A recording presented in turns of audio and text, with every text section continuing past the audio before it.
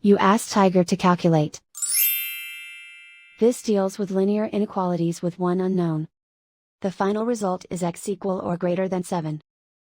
Let's solve it step by step. Group all constants on the right side of the inequality. Subtract 2 from both sides.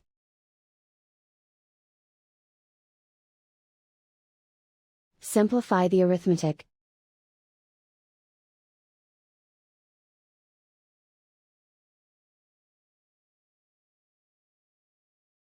Convert the x into a positive number.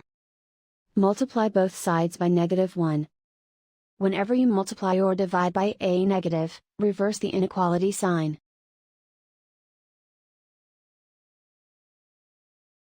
Remove the ones.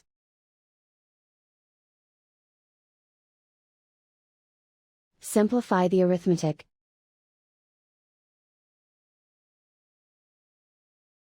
Plot the solution on a coordinate grid.